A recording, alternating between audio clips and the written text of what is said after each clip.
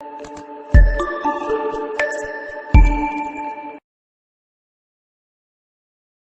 Everyone, कैसे हैं आप लोग।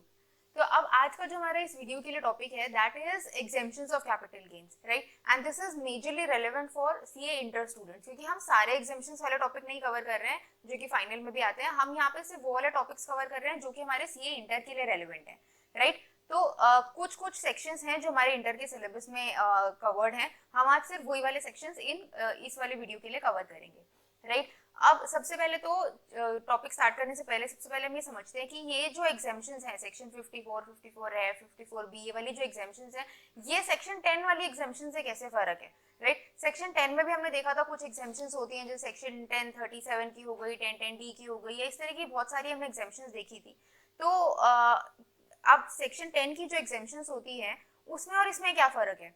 सेक्शन 10 की जो एग्जाम्पशंस होती है ना, वो वाली जो इनकम होती है वो कभी कंप्यूटेशन का पार्ट ही नहीं बनती है, राइट। वो वाली जो इनकम है वो हमेशा हमारे टैक्स के दायरे से बिल्कुल बाहर ही रहती है। उसको हम कंप्यूटेशन में कभी एंटर भी नहीं होने देते कि पहले लिखा फिर उसके बाद उसको माइनस करके उसको जीरो करा, ऐसा कुछ नहीं करते। उसको हम कभी लिखते ही नहीं है सेक्शन 10 की जो इनकम्स होती है, राइट। उसको शुरू से ही एग्जेम्प्ट ही करते हैं और बाहर ही रखते हैं।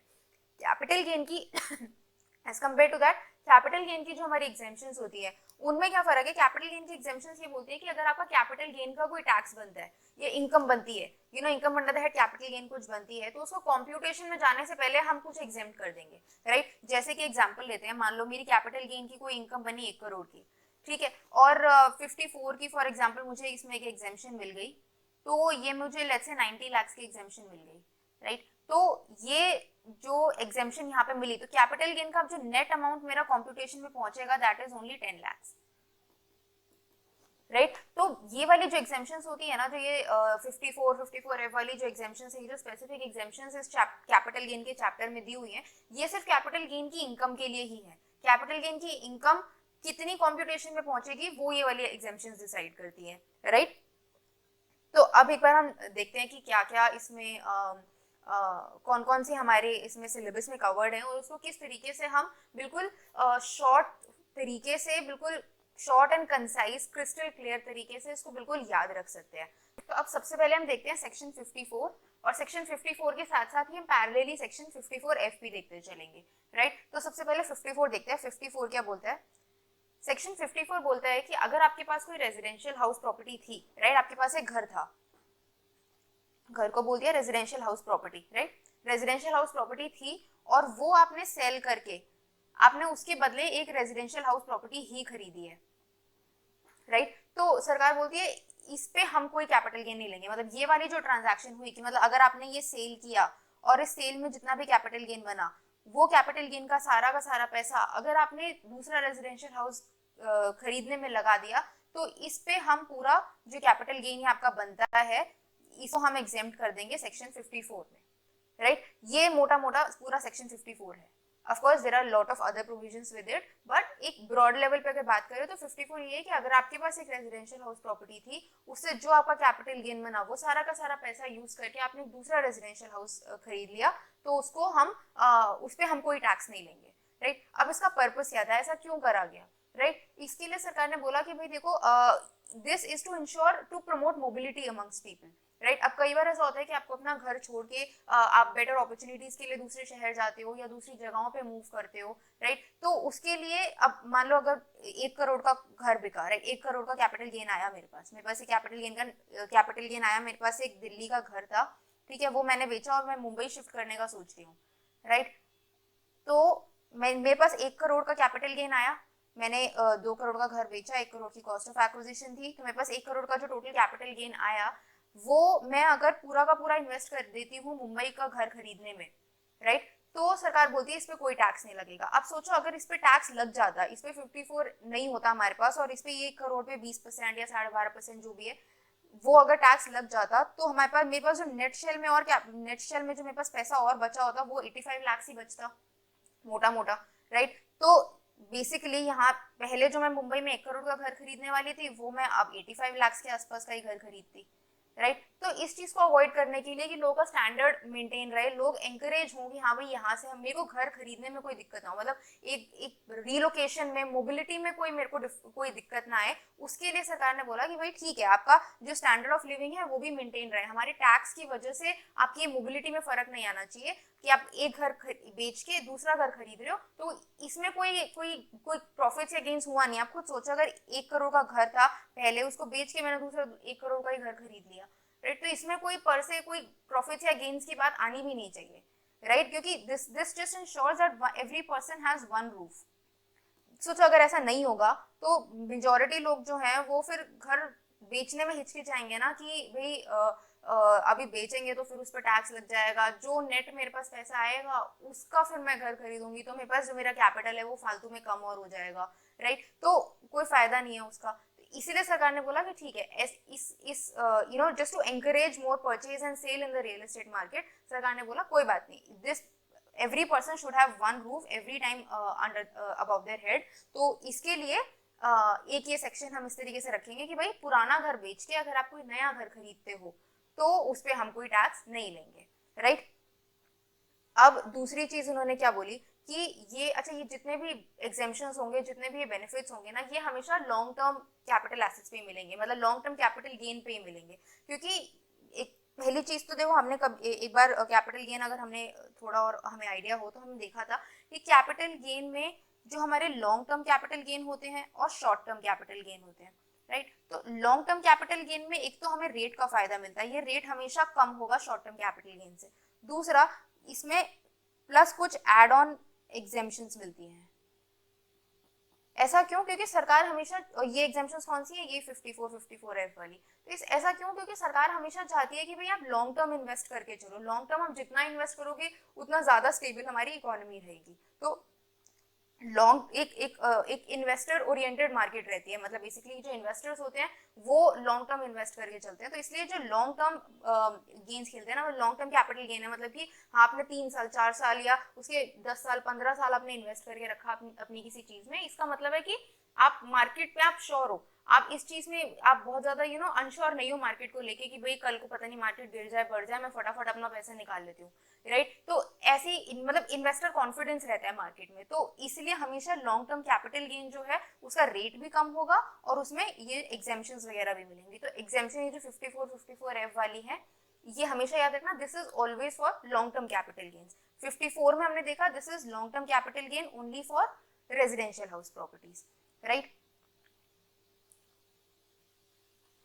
अब आगे देखते हैं कि 54 में हमने देखा this is only for residential house properties. अब दूसरी चीज की, क्योंकि सरकार का इसमें जो मेन आइडिया था that was to ensure that every person has one roof all the time, right, कि एक घर आपने बेचा और उसके बदले दूसरा घर खरीद लिया, तो मतलब आपको रीलोकेशन में, मोबिलिटी में कोई दिक्कत नहीं आनी चाहिए। तो ऐसी ये जो प्रॉब्लम थी, ये जो सोशल बेनिफिट एक तरीके का दिया गया, ये इंडिविजुअल और एचयूएफ को ही मिलेगा, राइट, इंडिविजुअल लेवल पे ही ये मिलेगा। कभी भी ये वाली जो इंडिविजुअल लेवल पे मिलेगा, ये कभी भी कभी भी ये कंपनीज के लिए ये प्रॉब्लम नहीं आएगी कि भाई कंपनी के ऊपर कुछ छत नहीं है, कंपनी के पास रहने के लिए कोई घर नहीं है, राइट। तो ये रेजिडेंशियल हाउस की जो प्रॉपर्टीज होंगी, ये रेजिडेंशियल हाउस की जो भी एग्जेम्पशंस होंगी, ये हमेशा इंडिविजुअल और एचयूएफ को ही मिलेंगी, राइट। तो अगेन ये सिर्फ इंडिविजुअल और एचयूएफ को ही अवेलेबल है। देन ये हाउस प्रॉपर्टी है तो इसकी इनकम जो है हाउस प्रॉपर्टी के अंदर जानी चाहिए, सेल्फ ऑक्यूपाइड हो या फिर हमारी लेट आउट प्रॉपर्टी हो, कोई बात नहीं, बट इसकी जो इनकम है वो इनकम फ्रॉम हाउस प्रॉपर्टी के अंदर ही टैक्स होनी चाहिए, राइट। अब सरकार क्या बोलती है कि ठीक है, हमने ये तो बोल दिया कि आपने एक घर बेच के दूसरा घर खरीद लिया, बट कब, राइट, दिस वेन का जो आंसर है कि कब हुआ, उसके लिए सरकार ने क्या बोला कि ठीक है, आपने आज आपका ट्रांसफर डेट है, राइट, तो ट्रांसफर डेट से 1 साल पहले या 2 साल बाद या आफ्टर 2 years, ये पूरा टाइम फ्रेम हम देते हैं आपको एक दूसरा another second residential house property खरीदने के लिए, राइट। तो सरकार ने बोला कि ये मैं एक आपको टाइम फ्रेम जो मैं दे रही हूँ कि भाई हाँ, ये रेजिडेंशियल हाउस प्रॉपर्टी आप कब से कब तक खरीद सकते हो, that is either 1 year before और 2 years आफ्टर, राइट। मतलब मान लो अगर मेरी ये मार्च 25 की डेट है, मार्च 25 मैंने ट्रांसफर किया है, मैंने अपनी रेजिडेंशियल हाउस प्रॉपर्टी बेची है, तो दूसरा घर खरीदने का मेरे पास कितना टाइम है, दैट इज कि दिस वुड बी ईदर मार्च 24 से लेके मार्च 27 तक। ये पूरा टाइम फ्रेम सरकार ने दिया। और ऐसा क्यों दिया इतना लंबा टाइम फ्रेम की, क्योंकि उन्हें भी पता है कि भाई रेजिडेंशियल हाउस प्रॉपर्टी खरीदना this is a long term thing, like कोई भी ऐसे नहीं है कि आज खरीदा कल बेच दिया, आज खरीदा कल बेच दिया वाली चीज नहीं होती है इसमें। इसमें आप बहुत सोच समझ के एक प्रॉपर्टी खरीदते हो कि हाँ भाई ये लोकेशन मेरे लिए सही है कि नहीं है, या ये मार्केट्स आसपास है या नहीं, बहुत सारी कमर्शियल कंसिडरेशंस आप दिमाग में रखते हो, तब जाके आप एक रेजिडेंशियल हाउस प्रॉपर्टी खरीदते हो। तो उसके लिए कई बार टाइम लग जाता है। रेजिडेंशियल प्रॉपर्टी या कोई भी प्रॉपर्टी, रियल एस्टेट प्रॉपर्टी, ऐसा नहीं है कि हाँ 1 महीने में खरीदी गई, 2 महीने में खरीदी गई। आप देखते हो, सोचते हो, फिर बात करते हो, ब्रोकर से बात करते हो, तो इन सारी चीजों में टाइम लग जाता है। तो वो उस कंसिडरेशन के लिए सरकार ने बोला ठीक है आप इतना लंबा टाइम फ्रेम आप ले लो हमसे, कि जब आपकी प्रॉपर्टी ट्रांसफर हुई है उससे इधर 1 ईयर बिफोर या 2 ईयर आफ्टर आपने अगर कोई दूसरी रेजिडेंशियल हाउस प्रॉपर्टी खरीद ली है तो इसको हम एग्जेम्प्ट कर देंगे अंडर सेक्शन 54, राइट। अब दूसरी चीज बोली कि ठीक है आप या तो खरीद लो दूसरी रेजिडेंशियल हाउस प्रॉपर्टी, या फिर आप कंस्ट्रक्ट कर लो। कंस्ट्रक्शन के लिए क्या बोला कि आपने जिस दिन प्रॉपर्टी ये वाली बेची ना, उसके 3 साल तक आप प्रॉपर्टी कंस्ट्रक्ट कर सकते हो, आप दूसरी प्रॉपर्टी कंस्ट्रक्ट कर सकते हो। अब कंस्ट्रक्शन के लिए ऐसा क्यों बोला गया कि कंस्ट्रक्शन के लिए 3 साल क्यों दिए गए, क्योंकि सरकार ना थोड़ा सा एक प्लस पॉइंट इसको देना चाहती है कंस्ट्रक्शन को, बिकॉज कंस्ट्रक्शन में क्या है कि जितना आप कंस्ट्रक्शन करेंगे ना उतना हाउस प्रॉपर्टीज भी इंक्रीज होंगी मार्केट में, लाइक ज्यादा हाउसिंग बढ़ेगा सोसाइटी में, राइट। तो कंस्ट्रक्शन के लिए ये एक छोटा सा पॉइंट, इसलिए एक प्लस बेनिफिट इनको दिया गया कि एक थोड़ा सा कंस्ट्रक्शन को बूस्ट देने के लिए कि यार 3 साल होंगे तो शायद 3 साल लोगों के दिमाग में बैठेगा कि अच्छा इस कंस्ट्रक्शन करने के लिए मेरे पास 3 साल है, तो ट्राई करते हैं एक नया घर बनाने की, राइट। क्योंकि जो अवेलेबल हाउसेज हैं वो फिर बाकी लोगों के लिए अवेलेबल होंगे, आप एक नया घर कंस्ट्रक्ट करके उसमें रहो। That is like a plus point, that is like an additional benefit that has been given to the people, and more to make this more lucrative they've said कि कंस्ट्रक्शन के लिए आपको 3 साल देंगे, और ट्रांसफर अगर आप कर रहे हो, आपको नया घर खरीद रहे हो, तो उसके लिए आपको 2 साल दे देते हैं, आगे के 2 साल, प्लस परचेज में 1 ईयर बिफोर भी है, राइट। अब हमने देख लिया कि किस तरीके से ये एग्जाम्पशन मिल रही है। अब ये देखते हैं कि एग्जाम्पशन कैलकुलेट कैसे करनी है। तो बहुत सिंपल सा तरीका, हमने बोला कि आपको अपना सारा कैपिटल गेन जो है वो एक दूसरी रेजिडेंशियल हाउस प्रॉपर्टी में इन्वेस्ट कर देना है। तो आपका सारा कैपिटल गेन का क्या मतलब हुआ, लेट्स से आपका कैपिटल गेन 5 करोड़ का बन रहा है, राइट। और आपने जो अमाउंट इन्वेस्ट कर दिया, लेट्स से आपने अमाउंट इन्वेस्ट किया, दूसरी जो आपने रेजिडेंशियल हाउस प्रॉपर्टी खरीदी वो 2 करोड़ की खरीदी, तो आपको कैपिटल गेन का कितना एग्जाम्पशन मिल जाएगा 54 में, that would be under section 54 आपको आपको एग्जेम्पशन मिल जाएगी 2 करोड़ की, मतलब आपको 3 करोड़ पे कैपिटल गेन का टैक्स देना पड़ेगा, राइट। Fairlie simple. अब अगर मान लो ये कैपिटल गेन का एग्जेम्पशन, कैपिटल गेन बन रहा था 5 करोड़ का और आपने इन्वेस्ट कर दिया 6 करोड़, राइट, तो कैपिटल गेन की एग्जेम्पशन अंडर सेक्शन 54 मिल जाएगी आपको 5 करोड़ की, राइट। कि अब कैपिटल गेन ही 5 करोड़ का है तो आप 6 करोड़ की एग्जेम्पशन कैसे ले लोगे, इनकम से ज्यादा थोड़ी एग्जेम्पशन हो जाएगी, राइट। तो 5 करोड़ के कैपिटल गेन बन रहा है, इन्वेस्ट करा 6 करोड़, तो exemption under section 54 will be 5 crore, and जो आपका कैपिटल गेन टैक्स बनेगा वो 0 हो जाएगा, राइट। ये अगर चलो सेम भी ले लेते हैं कि मान लो कैपिटल गेन 5 करोड़ का था, 5 करोड़ ही इन्वेस्ट कर दिया बिल्कुल, तो ये 5 करोड़ पूरा का पूरा एग्जेम्प्ट हो जाएगा और कैपिटल गेन टैक्स फिर 0 हो जाएगा, राइट। तो कैपिटल गेन टैक्स हम इसमें ये बोलते हैं कि आपका जितना कैपिटल गेन बनता है उतना आप इन्वेस्ट करो, और जितना आप इन्वेस्ट करोगे उतना आपको बेनिफिट मिलेगा, मतलब उतना आपको 54 की डिडक्शन मिलेगी, provided up to a maximum limit of, मतलब बेसिकली जितना आपका कैपिटल गेन है उतना तक का आपको डिडक्शन, उतने तक की आपको एग्जेम्पशन मिल जाएगी। अब इसमें एक इन्होंने ना अपर कैप लगा दी। अपर कैप कितने की लगाई, अपर कैप इन्होंने लगाई 10 करोड़ की।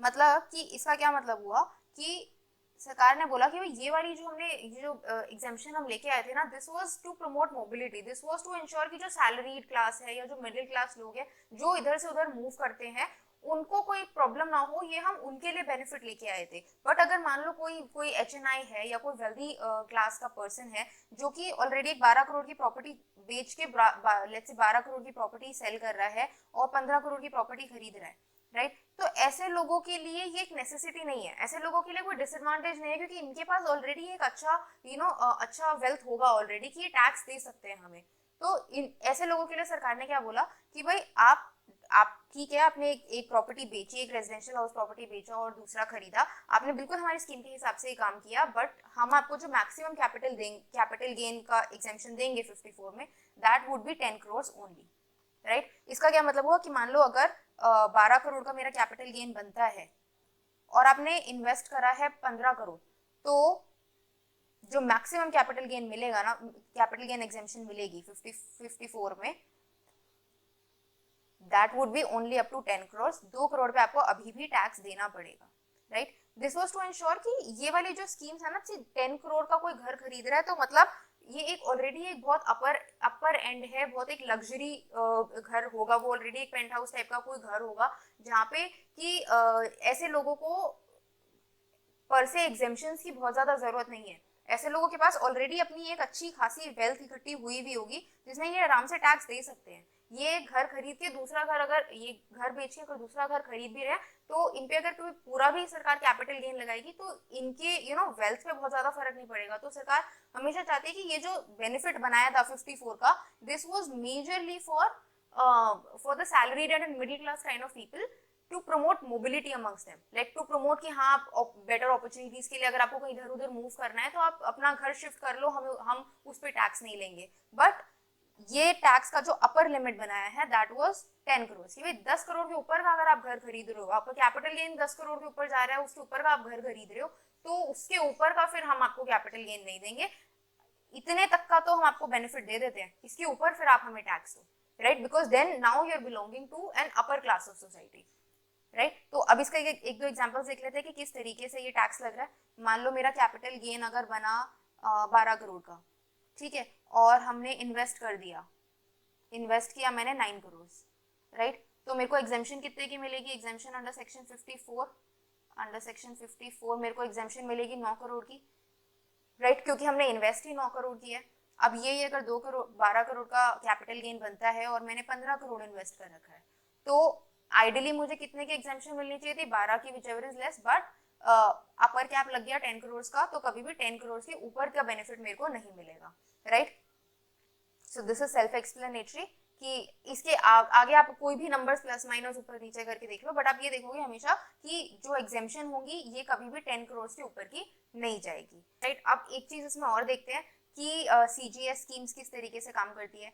अब इसमें हमने देखो जब हमने देखा इसकी कंडीशन देखी 54 की, विच वाज कि इधर 1 ईयर बिफोर और 2 years after the date of purchase, या फिर कंस्ट्रक्शन हमने बोला कि आपका जो डेट ऑफ परचेज है, डेट ऑफ ट्रांसफर है, वो डेट ऑफ ट्रांसफर के विद इन 3 इयर्स आपको दूसरा घर बनाना है, राइट। अब इसके लिए अब आप क्या बोलोगे कि भाई जिस दिन मेरा ट्रांसफर हुआ है उस साल तो मैंने एग्जेम्पशन ले ली 54 की, अब 3 साल तक कौन आपके सर पे खड़े होकर देखेगा कि भाई 3 साल तक इस बंदे ने बोला था कि 1 करोड़ का जो अमाउंट है ये कंस्ट्रक्शन में यूज हो रहा है कि नहीं हो रहा है? सारा का सारा पैसा तो फर्स्ट ईयर में नहीं लग सकता। अब अगर सरकार बोल रही है कि आप 2 साल तक इन्वेस्ट करो या 3 साल तक आप कंस्ट्रक्ट करो, तो इस पैसे को आपको कहीं ईयर मार्क करके रखना पड़ेगा ना, कहीं अलग से सरकार को दिखाना पड़ेगा कि हाँ भाई मेरा जो कैपिटल गेन हुआ है वो मेरा 1 करोड़ का हुआ है, और जो मैंने इसमें ये पूरा 1 करोड़ का जो अमाउंट है ना, ये इससे ही मैं कंस्ट्रक्शन करने वाली हूँ, राइट। क्योंकि सरकार को ऐसा लगता है कि भाई देखो अगर आपके पास आज की डेट में 1 करोड़ का कैपिटल गेन है हाथ में, आप 1 करोड़ लेके बैठे हो, तो क्या भरोसा कि आप ये सारा का सारा पैसा रेजिडेंशियल में लगाओगे? क्या इस बात की कोई गारंटी है? आप आज बोल तो रहे हो एग्जेम्पशन लेने के चक्कर में, बट मान लो कल को आपने नहीं लगाया, कल को आपको गैम्बलिंग की बहुत अच्छी अपॉर्चुनिटी मिली और आपने वहां लगा दिया पैसा, right. It's only human, right. तो सरकार ने क्या बोला कि नहीं, हम ऐसा कुछ नहीं होने देंगे, हम एक काम करेंगे कि ये वाला जो सारा पैसा है ना, जो आप बोल रहे हो 3 साल तक मैं कंस्ट्रक्शन में लगाऊंगा, ये सारा सारा पैसा आप एक मेरे कैपिटल गेन की हमने एक अकाउंट स्कीम अलग बनाई है, आप यहाँ पे डिपॉजिट करा दो, राइट। तो इसकी क्या डेट रखी कि आप जब ये ट्रांसफर हुआ उसकी जो रिटर्न फाइलिंग की डेट आएगी ना, उस रिटर्न फाइलिंग की डेट से पहले पहले आप ये सारा का सारा पैसा सीजीएस स्कीम में डिपॉजिट करा दो। तो अब जबकि एग्जेम्पशन कैलकुलेट होगी वो ये होगी कि एक्चुअल अमाउंट जो आपने स्पेंड कर दिया परचेज में वो, प्लस जो अमाउंट आपने सीजीएस में डाल दिया, वो सारा का सारा पैसा मिला के जितना भी आपका बना वो आप 54 के एग्जेम्पशन में ले लो, राइट। बिकॉज ऐसा बोलना कि हाँ भाई मैं सारा का सारा पैसा लगाऊंगी या वो लगाऊंगी, एक्चुअल में लगाया नहीं लगाया, वो सारी कॉम्प्लिकेशंस में नहीं जाते। आप आज बोल रहे हो लगा दोगे तो ठीक है, आज नहीं लग पा रहा आपका पैसा, आज इतना एक्सपेंस नहीं हो रहा है, बट आपको लग रहा है 2 साल बाद तो ये लगेगा ही लगेगा, तो आप ये सारा का सारा पैसा उठा के आप सीजीएस में डाल दो, सरकार आपके हाथ में वो लिक्विड पैसा नहीं रहने दे रही है, राइट। सो ये एक सीजीएस की अलग स्कीम बनती है कि भाई अगर आपने कुछ ऐसा पैसा बोला है कि ये मेरा कैपिटल गेन का अमाउंट है जो कि मैं इन्वेस्ट करूंगी, मैं परचेज करूंगी उससे, या फिर मैं उससे कंस्ट्रक्शन करूंगी, तो वो सारा का सारा पैसा आप सीजीएस में डाल दो या फिर आप एक्चुअल में परचेज कॉस्ट हमें दिखा दो, राइट। अब अगेन क्योंकि हमने 10 करोड़ की बात देखी, हमने देखा कैपिटल गेन जो है वो मैक्सिमम मुझे 10 करोड़ का ही मिलता है, तो ऐसा भी हो सकता है कि लोग 12 करोड़ का अमाउंट सीजीएस में डिपॉजिट करके और फिर 12 करोड़ का एग्जेम्पशन ले ले। तो सीजीएस के पॉइंट में भी लिखा गया कि भाई अगर आप अमाउंट कितना में डिपॉजिट कराओ, आप 15 करोड़ डिपॉजिट कराओ, बट जो मैक्सिमम एग्जेम्पशन आपको 54 में मिलेगी ना, वो सिर्फ 10 करोड़ तक की ही मिलेगी, राइट। अब नेक्स्ट पॉइंट पर आ जाते हैं।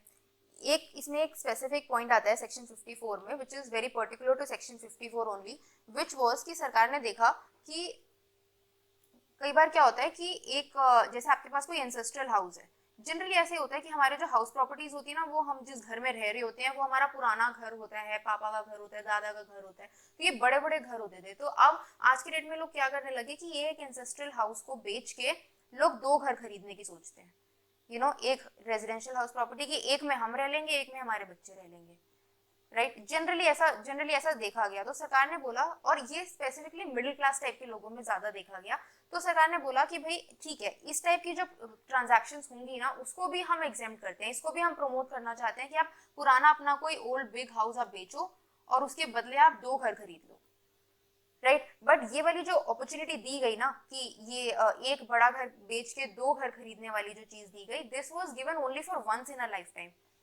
कि ये जो बंटवारा होगा या ये जो कभी भी आप एक अपना बड़ा घर बेचोगे, ये तो जिंदगी में एक ही बार बेचोगे ना, एंसेस्ट्रल हाउस तो एक ही बार बिकेगा, राइट। तो ये वाली जो बात की गई, this was given only for once in a lifetime kind of situation, कि आप जिंदगी में एक ही बार ऐसी एक बेनिफिट भी अवेल कर सकते हो, एक एड ऑन बेनिफिट भी आप अवेल कर सकते हो कि आपने इतना बड़ा घर बेचा और उसके बदले 2 रेजिडेंशियल हाउस खरीद लिए, तो भी हम उस पे इस घर के बिकने पे जो कैपिटल गेन बनता है उस पे हम टैक्स नहीं लेंगे, क्योंकि ऑब्वियस ही बात है ना। आप खुद सोचो, ये बड़ा घर बिका, इसका अमाउंट ज्यादा होगा, इस 1 करोड़ के घर से उसने 2 50 लाख के घर खरीदे, 2 छोटे घर खरीदे, इसलिए 2 घर की कंडीशन लगानी जरूरी थी, क्योंकि नहीं तो इसमें जो कैपिटल, अगर सिर्फ हम 1 on 1 वाला ही पॉइंट रखते इसमें, तो 1 करोड़ का घर बिक के सिर्फ 1 करोड़ ये सिर्फ 50 लाख का ही बेनिफिट हमको मिल पाता, राइट। तो ये ऐसी कंडीशंस को केटर करने के लिए, एंड दूसरी चीज एक इसमें और एडिशनल पॉइंट रखा गया कि ये उन्हीं कंडीशंस के लिए एप्लीकेबल है where your capital gain is less than or equal to 2 crore, मतलब कि बहुत ही जेन्युइन केसेस के लिए। अब खुद सोचो कि अगर ये नहीं होता, अगर ये कैपिटल गेन की कंडीशन 2 करोड़ से छोटी नहीं लगाई गई होती, तो क्या होता कि ये जो कि मान लो एक कोई किसी ने अपना एक बड़ा बंगलो बेचा, अपने बड़े हाउस प्रॉपर्टीज बेची और उसके बदले छोटे छोटे हाउस प्रॉपर्टीज परचेज करनी शुरू कर दी, राइट। तो ऐसे अगर मान लो ये बार बार अलाउ करना शुरू कर दिया, ये वाली कंडीशन भी मान लो नहीं होती और ये वाली कंडीशन भी नहीं होती, तो इस सेक्शन का अब्यूज होना बहुत ज्यादा इजी था। तो उसमें क्या होता कि लोग अपने बड़े बड़े जो बंगलोज हैं, पेंट हाउसेज हैं, वो बेच के, मान लो एक सोसाइटी में छोटे घर ही है, तो एक बेच के 2 लिए, फिर ये 2 बेच के 4 लिए, तो ऐसे कर करके एक इंसान के पास काफी सारे छोटे छोटे रेजिडेंशियल हाउसेस इकट्ठे हो जाते और वो उनकी फिर डिमांड और सप्लाई कंट्रोल करना स्टार्ट कर देता, राइट। तो ऐसी सिचुएशंस को अवॉइड करने के लिए इन्होंने 2 कंडीशंस लगाई कि भाई ये 2 कंडीशंस लगाई कि एक तो कि आपका कैपिटल गेन जो है वो 2 करोड़ या उससे कम है तो ही हम आपको ये वाली स्कीम देंगे कि आप एक घर बेच के 2 ले लो। दूसरा, ये आपको सिर्फ जिंदगी में एक ही बार मिलेगी, एक बार जैसे आपने ये अवेल कर ली, उसके बाद आप फिर वापस से अगर 54 आपको दोबारा क्लेम करना है तो 1 रेजिडेंशियल हाउस प्रॉपर्टी बेच के दूसरा रेजिडेंशियल हाउस प्रॉपर्टी खरीदोगे तो ही आपको 54 मिलेगा। तो अब ये रेजिडेंशियल हाउस प्रॉपर्टी जब ये वाली कंडीशन लगाई गई कि आपने एक रेजिडेंशियल हाउस प्रॉपर्टी बेच के 2 रेजिडेंशियल हाउस प्रॉपर्टी परचेज करी, तो इसके लिए भी टाइम फ्रेम दिया गया, और ये टाइम फ्रेम बिल्कुल वही दिया गया जो कि हमारे ओरिजिनल सेक्शन में लिखा था, which was either 1 year before और 2 years after। ये परचेज की लिख दी गई और कंस्ट्रक्शन की भी सेम लिख दी गई, डेट ऑफ ट्रांसफर से 3 साल तक ये कंस्ट्रक्शन की लिख दी गई, right. But this kind of thing is special only for section 54। अब इसका एक लास्ट पॉइंट देखते हैं कि सरकार ने बोला कि आपकी एक रेजिडेंशियल हाउस प्रॉपर्टी थी, ठीक है, और उसको बेच के आपने एक दूसरी रेजिडेंशियल हाउस प्रॉपर्टी खरीदी, तो इस पे जो कैपिटल गेन आएगा उस पे हम 54 के एग्जेम्पशन दे देंगे, कुछ टैक्स आपसे नहीं लेंगे, राइट। बट एक कंडीशन एक और लगा दी कि भाई ये जो रेजिडेंशियल हाउस प्रॉपर्टी है ना आपकी, जो नई न्यू प्रॉपर्टी आप खरीद रहे हो, इस पे हम होल्डिंग पीरियड लगा रहे हैं। इसमें हम बोल रहे हैं कि हम बस ये इंश्योर करना चाहते हैं कि आप जो हो वो एक जेन्युइन पर्सन हो जिसको इस 54 की जरूरत है। आप ऐसे नहीं हो कि भाई आज एक घर बेचा और दूसरा खरीद लिया, उसके बाद एक साल बाद फिर उसको भी बेच दिया, राइट। टू इंश्योर कि हाँ आप एक्चुअल में आप एक वो मोबिलिटी वाली जो चीज है कि हाँ आप एक जगह से दूसरी जगह शिफ्ट कर रहे हो, या आपको जेन्युइन नीड है, आप उस तरीके के कस्टमर हो कि आपको जेन्युइन नीड है इस बेनिफिट की, सेक्शन 54 के बेनिफिट की, तो उसके लिए इन्होंने बोला कि भाई ये जो न्यू रेजिडेंशियल हाउस प्रॉपर्टी है ना, इसको आप 3 साल तक आपको होल्ड करके रखने की जरूरत है, क्योंकि रेजिडेंशियल हाउस प्रॉपर्टीज ऐसा नहीं होगा कि कोई आज खरीदेगा और अगले साल बेच देगा। एक जेन्युइन कस्टमर जो होगा वो हमेशा घर जो होगा वो 2-3 साल तक या एटलीस्ट 5-10 साल तक लोग रखते हैं, इतनी इजीली जो घर का खरीद बेच है वो नहीं होता।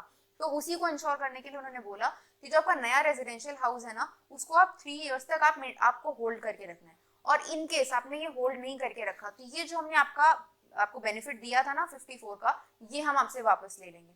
इसका भी उन्होंने तरीका बताया कि किस तरीके से हम वापस ले लेंगे। इन्होंने बोला कि लेट्स से ये कैपिटल गेन आपका आ रहा था, इसको एक एग्जांपल के साथ देख लेते हैं कि मान लो ये सेल कंसिडरेशन आई मेरी 5 करोड़ की, ठीक है, मेरी कॉस्ट ऑफ एक्विजिशन थी 2 करोड़ की, और उन्होंने कैपिटल गेन निकाल दिया 3 करोड़ का, राइट। अब इन्होंने बोला कि ये 3 करोड़ जो है ये आपको न्यू रेजिडेंशियल हाउस प्रॉपर्टी में इन्वेस्ट करना है, राइट। तो 3 करोड़ के लिए इन्होंने क्या बोला अब कि अब अच्छा, और दूसरी चीज ये बोली कि लेट्स से मैंने कर दिया ये पूरा 3 करोड़ इन्वेस्ट करके मैंने ये 54 के एग्जेम्पशन ले ली, 3 करोड़ इन्वेस्ट कर दिया और यहाँ पे मैंने अपना कैपिटल गेन 0 कर लिया, राइट। अब 3 साल तक ये वाली जो प्रॉपर्टी है, ये 3 करोड़ वाली प्रॉपर्टी, ये आपको होल्ड करके रखनी है। मान लो आप होल्ड करके नहीं रखते, आपने 2 साल में इसको बेच दिया, तो ये क्या बोलेंगे कि आपने अब ये प्रॉपर्टी बेच दी, तो यहाँ पे कैपिटल गेन आएगा। अभी इस प्रॉपर्टी की कॉस्ट ऑफ एक्विजिशन थी 3 करोड़ नई वाली प्रॉपर्टी की, इसको मान लो आपने फिर 4 करोड़ में बेचा, ठीक है, कॉस्ट ऑफ एक्विजिशन थी आपकी 3 करोड़, तो वो बोल रहे हैं कि इस 3 करोड़ में से आपका जो 54 का एग्जेम्पशन आपको दिया था ना पहले, ये 3 करोड़ का,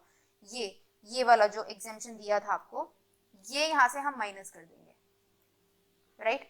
और अब कॉस्ट ऑफ एक्विजिशन कितनी बच गई? 0, तो सेल कंसिडरेशन आ गई पूरी 4 करोड़। अब इस पूरे 4 पे आपको टैक्स देना पड़ेगा। बेसिकली नटशेल में वो लोग ये बोलना चाहते हैं कि अगर आपने ये 3 करोड़ की जो प्रॉपर्टी, जो आपने न्यू प्रॉपर्टी ओन खरीदी थी, उसको आपने अगर 3 साल के बीच में बेच दिया तो इस पे आपको ये टैक्स देना पड़ेगा, राइट। अब एक चीज इसमें और देखते हैं कि एक तो ये तरीका हो गया कि इन्होंने यहाँ कॉस्ट ऑफ एक्विजिशन से माइनस कर दी, एक ये भी तो हो सकता था सीधा तरीका बोलने का कि भाई ये जो आपको एग्जेम्पशन दी थी इस पे सीधा सीधा हमको टैक्स दे दो, राइट। बट यहाँ पे वो लोग ये लोग नहीं, यहाँ पे ये लोग ये नहीं बोल रहे हैं, बिकॉज यहाँ पे ना क्या है कि आप खुद देखो मेजोरिटी केसेस में क्या होगा कि ये जो है ये लॉन्ग टर्म कैपिटल गेन है, राइट। अगर आपको सीधा सीधा बोलते कि आप 54 में वापस से टैक्स दे दो मेरे को, कि 54 का जो आपका एग्जेम्पशन हुआ उसी में आप मेरे को वापस से टैक्स दे दो, राइट। तो क्या होता कि ये जो 3 करोड़ का पहले एग्जेम्प्ट हुआ था, इस 3 करोड़ पे आपका टैक्स लग जाता, राइट। बट यहाँ पे इन्होंने बोला कि आप ये कॉस्ट ऑफ एक्विजिशन में से माइनस करो, मतलब कि लेट्स से अगर ये अमाउंट 3 करोड़ नहीं होता, ये 2 करोड़ होता, ये 2 करोड़ होता, राइट। लेट्स से कि मैंने एक्चुअल में जो अमाउंट इन्वेस्ट किया वो मैंने 5 करोड़ इन्वेस्ट किया, मतलब मैंने ये जो अमाउंट यहाँ पे मैंने एग्जेम्पशन ली, मैंने ये एक्चुअल अमाउंट जो मैंने दूसरी प्रॉपर्टी खरीदी थी, ये मैंने 5 करोड़ की प्रॉपर्टी खरीदी, ये मेरा 5 करोड़ का अमाउंट था, राइट। तो यहाँ पे मेरी कॉस्ट ऑफ एक्विजिशन 5 करोड़ की हो गई, कैपिटल गेन जो है वो 3 करोड़ का ही रहा, बट कैपिटल गेन जो एग्जेम्पशन है वो 3 करोड़ की रही क्योंकि कैपिटल गेन 3 करोड़ का था, बट मैंने 2 करोड़ अपने पास से लगाए और मैंने बोला कि मैं 5 करोड़ की प्रॉपर्टी खरीद रही हूँ, तो एग्जेम्पशन हमें पता है कैपिटल गेन की उतनी मिलेगी जितनी कैपिटल गेन की लिमिट थी, राइट। बट यहाँ पे कॉस्ट ऑफ एक्विजिशन 5 करोड़ की आ जाएगी। अब ये जो 54 की एग्जेम्पशन पहले मिल गई थी वो यहाँ से हटा दो, तो ये बन जाएगा 2 करोड़। अब ये 2 करोड़ पे टैक्स लग जाएगा। अब आप खुद सोचिए, दो केसेस कंपेयर करते हैं, एक ये कि यहाँ से हमने माइनस किया, तो ये माइनस किया तो ये 2 करोड़ आया, अब इस पे मोर लाइकली देन नॉट ये शॉर्ट टर्म कैपिटल गेन होगा, क्योंकि ये विद इन 3 इयर्स बिक रहा है, मतलब हो सकता है, मतलब वैसे तो लॉन्ग टर्म भी हो सकता है, बट ज्यादा चांसेस इसके होते हैं कि ये शॉर्ट टर्म कैपिटल गेन हो, तो अब ये शॉर्ट टर्म कैपिटल गेन 2 साल से पहले पहले अगर मान लो ये बिका है तो ये 2 करोड़ पे शॉर्ट टर्म कैपिटल गेन लगेगा which is a very high amount as compare to अगर मैं इसमें ये बोलती कि 54 की जो एग्जेम्पशन है वो मेरे को वापस से बस इस पे टैक्स दे दो, तो ये लॉन्ग टर्म कैपिटल गेन पे 3 करोड़ पे मुझे लॉन्ग टर्म का टैक्स दे देते हैं।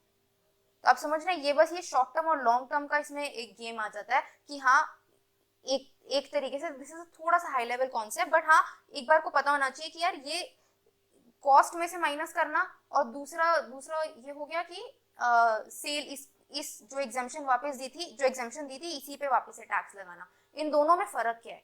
क्या मैथमेटिकली भी कोई फर्क आता है या नहीं आता? तो मैथमेटिकली आप देखोगे वैसे कोई फर्क नहीं आएगा। आप यहाँ पे ये 3 करोड़ ऐड कर देते या यहाँ पे माइनस कर देते, मैथमेटिकली कोई फर्क नहीं है, बट मैथमेटिकली रेट्स में फर्क आ सकता है कि ये more likely than not short term capital gain होगा और ये लॉन्ग टर्म कैपिटल गेन पे वापस से टैक्स लगता, राइट। बट ठीक है, हमें इतना अभी फिलहाल बहुत ज्यादा डिटेल में इतना जाने की जरूरत नहीं है। हमें इसको किस तरीके से याद रखना है?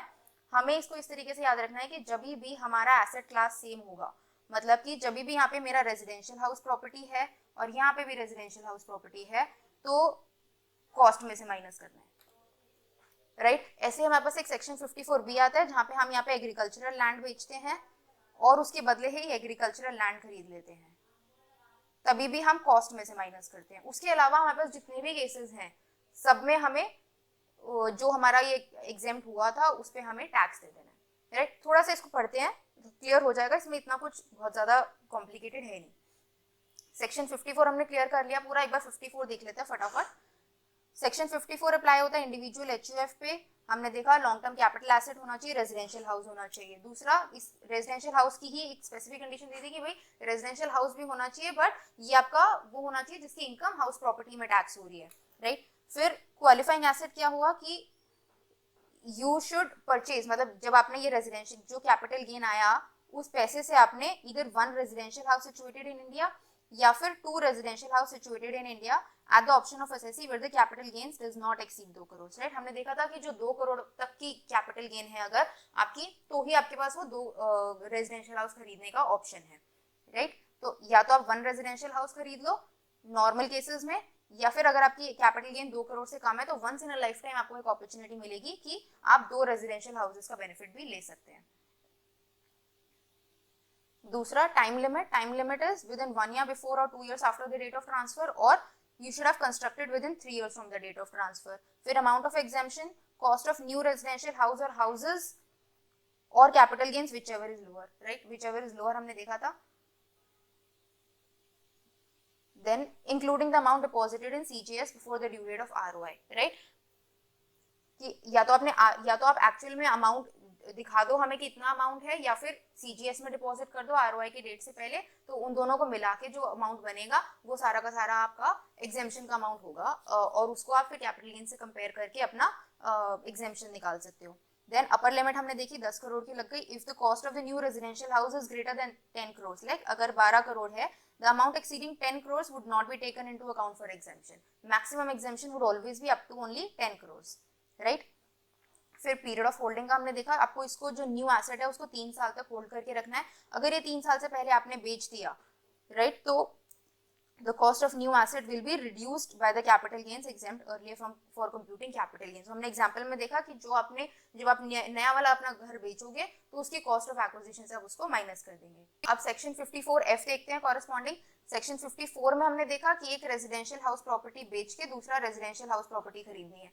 54 में हम देखेंगे कि एनी कैपिटल एसेट, कोई भी कैपिटल एसेट अगर आपने बेचा और कैपिटल गेन्स हुआ है आपके पास, long term capital gains of course, तो इस ऐसे कैपिटल गेन्स अगर आपने रेजिडेंशियल हाउस प्रॉपर्टी में इन्वेस्ट किए तो आपको 54F मिल जाएगा। अब इन दोनों को एक्सक्लूसिव बनाने के लिए क्या लिखा कि long term capital gains excluding the ones which are included in the 54, मतलब कि कोई भी कैपिटल गेन हो बट वो रेजिडेंशियल हाउस प्रॉपर्टी बेच के नहीं आना चाहिए, राइट। रेजिडेंशियल हाउस प्रॉपर्टी में एक पॉइंट और आता है कि residential house property should be either land और बिल्डिंग, मतलब बिल्डिंग और land appeared in there to, मतलब कोई भी बिल्डिंग हो और उसके नीचे की लैंड हो। यहाँ पे हम कोई भी एसेट ले लेते हैं except for this building plus land वाली चीज। इस यहाँ पे मतलब एक वेकेंट लैंड भी इंक्लूड हो जाएगी, वेयरएज वेकेंट लैंड यहाँ नहीं आती। तो ये म्यूचुअली एक्सक्लूसिव सेक्शंस रहते हैं, राइट।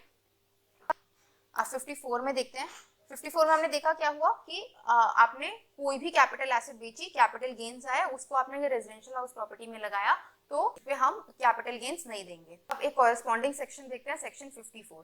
तो अब 54F, राइट। अब 54 में अभी तक हमने देखा, सेक्शन 54 में अभी तक हमने देखा कि एक रेजिडेंशियल हाउस प्रॉपर्टी बेच के दूसरी रेजिडेंशियल हाउस प्रॉपर्टी खरीद रहे हो, या फिर चलो एक once in a lifetime वाली भी कि 2 रेजिडेंशियल हाउस प्रॉपर्टी खरीद रहे हो, तो सेक्शन 54 में आप कवर हो जाओगे। सेक्शन 54F बोलता है इस रेजिडेंशियल हाउस प्रॉपर्टी के अलावा कोई भी अगर एनी अदर कैपिटल गेन होता है आपको और उसका प्रोसीड्स वो आप एक रेजिडेंशियल हाउस प्रॉपर्टी में लगाते हो, तो हम वो कैपिटल गेन जो है उसको भी एग्जेम्प्ट कर देंगे 54F में, राइट। ये अगेन एक वेलकमिंग मूव थी, मतलब एक सरकार का जो इस सेक्शन को लाने का मोटिव था was to promote more investments in real estate sector and construction sector, right. क्योंकि इसमें आप सिर्फ ये नहीं बोलते हो कि रेजिडेंशियल हाउस खरीदना है, आप कंस्ट्रक्शन की भी बात करते हो कि 3 साल तक आप खरीद भी लो, राइट। तो पहली चीज तो ये हो गई कि कोई भी capital long term capital gain जो कि रेजिडेंशियल हाउस प्रॉपर्टी से नहीं आ रहा है, राइट। तभी इन दोनों सेक्शंस को एक्सक्लूसिव बनाया गया कि भाई ये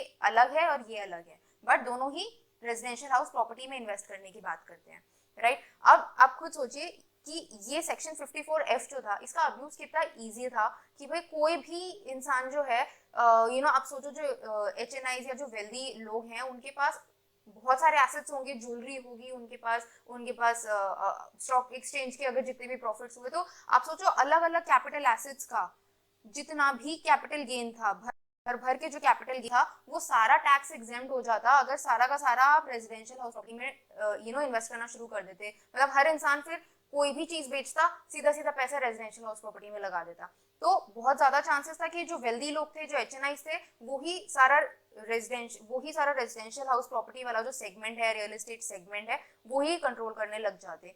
तो ऐसे इस अब्यूज को अवॉइड करने के लिए फिर इन्होंने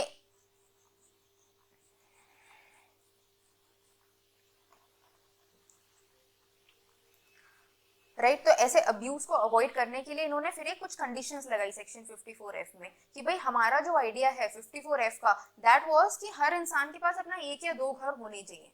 उसके लिए हम आपको एक ल्यूक्रेटिव चीज क्या दे रहे हैं कि भाई आप रेंट पे ना रहो, आप ये देखो कि आपके पास पुराने अगर कोई एसेट्स पड़े हैं वो एसेट्स बेचो, जो भी कैपिटल गेन आएगा वो पैसा आप रेजिडेंशियल हाउस प्रॉपर्टीज में लगाओ। हम आपको एंकरेज कर रहे हैं कि आप एटलीस्ट 1 घर तो रखो अपने पास, 1 या 2 घर अपने पास डेफिनेटली रखो। ये ऐसे लोगों के लिए था जिनके पास या तो घर नहीं था या 1 ही घर था, तो ऐसे मिडिल क्लास टाइप के लोगों के लिए, सैलरीड लोगों के लिए, ऐसे टाइप के लोगों के लिए ये 54F बनाया गया था, ना कि इसलिए कि सारा कैपिटल गेन दुनिया का उठ के रेजिडेंशियल हाउस प्रॉपर्टीज में आना स्टार्ट हो जाए, राइट। तो इसको इन लोगों ने किस तरीके से केटर किया वो देखते हैं कि पहले तो हमें देखते हैं 54F में और इसमें क्या कॉमन है। ये अगेन इंडिविजुअल और HUF के लिए, ये भी इंडिविजुअल और HUF के लिए, राइट। देन हमने देखा ये रेजिडेंशियल हाउस प्रॉपर्टी बेच के 54 मिलता है, this is any long term capital asset other than residential house. अच्छा, दूसरी चीज यहाँ पे वेकेंट लैंड भी इंक्लूड होती है, ये हमें पता है। वेकेंट लैंड यहाँ इंक्लूड नहीं होती। रेजिडेंशियल हाउसेज में क्या क्या इंक्लूड होता है हमारा, सिर्फ हाउस प्रॉपर्टी और उसके नीचे की land appear in there to. Vacant land यहाँ इंक्लूड नहीं होती, वेकेंट लैंड यहाँ इंक्लूड होती है। उसके अलावा भी जितने कैपिटल एसेट्स बनते हैं, कोई भी अगर बनेगा कैपिटल गेन बनेगा, लॉन्ग टर्म कैपिटल गेन, उसको आप बेच के रेजिडेंशियल हाउस प्रॉपर्टीज में लगाओगे तो 54F का बेनिफिट आपको मिल सकता है, provided you should not own more than 1 residential house on the date of transfer. मतलब ट्रांसफर के टाइम पे, मतलब जब आप अपना ये लेट्स से आप ज्वेलरी बेच रहे हो, ठीक है, ज्वेलरी बेच के जिस दिन आपने ट्रांसफर करी उस टाइम पे आपके पास या तो 1 भी घर नहीं होना चाहिए या मैक्सिमम 1 घर होना चाहिए, और आप ये बेच के जब रेजिडेंशियल हाउस प्रॉपर्टी खरीदते हो तो ये पूरा का पूरा एग्जेम्प्ट हो जाएगा अंडर सेक्शन 54F, राइट। ये इनका ये इन दोनों पॉइंट, एक ये पॉइंट हो गया, एक ये पॉइंट हो गया, इन दोनों पॉइंट्स इन्होंने इंश्योर किया कि जेन्युइन लोगों को ही ये 54F का एग्जेम्पशन मिले।